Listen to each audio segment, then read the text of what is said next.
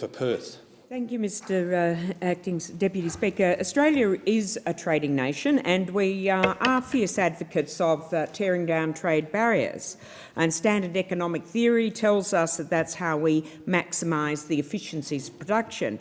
But I believe that this is this very simplistic position that underestimates the need to nurture core competencies to provide a feedstock for innovation and the emergence of new industries. And if we look at the dilemma that Greece is in today, as a classic example, its entrance into the EU led to a total erosion of an manufacturing sector, and it has become a highly vulnerable economy.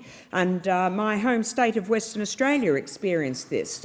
It wasn't until the 1890s, with the gold rush period, that we started to develop a manufacturing sector. But Federation followed shortly thereafter, led to a massive dumping of eastern states' goods, which swamped and crippled our fledgling manufacturing industry. So government procurement, and particularly defence procurement, is a critical mechanism for fostering this baseload of production. And this is not, we're not talking about propping up inefficient industries, but recognising that if we're going to give a relatively small population, which is located a long way from export markets, the ability to keep in the game, we need to leverage off government procurement.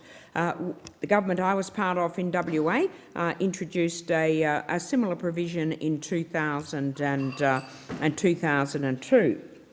Now, as I've said in this place, it is a wrong move for us to become surrender monkeys in the cause of Australian manufacturing. And I referred to a report by McKinsey Global in 2012 that concluded that manufacturing makes an outsized contribution to trade, research, development and productivity. And picking up this theme of how essential this is to drive new industries, it says the role of manufacturing in an economy changes over time. As economies mature, as in Australia, manufacturing becomes more important for other attributes, such as its ability to drive productivity, growth, innovation and trade. Manufacturing also plays a critical role in tackling societal challenges such as reducing energy and resource consumption and limiting greenhouse gas. So we need to work very hard in Australia to make sure that we do have particularly an advanced manufacturing sector.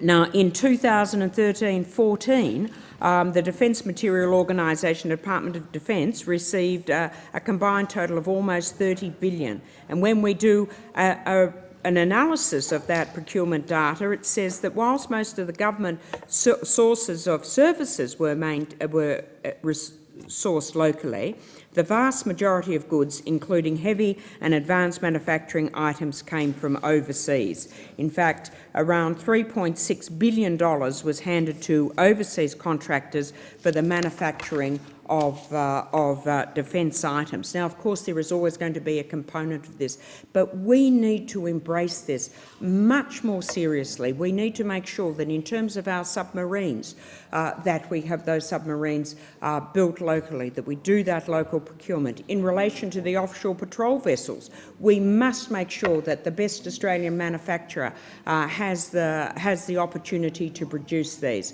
We are very, very disappointed that the Prime Minister seems to have unilaterally ruled out Western Australia being the provider of those, notwithstanding our clear history in that area.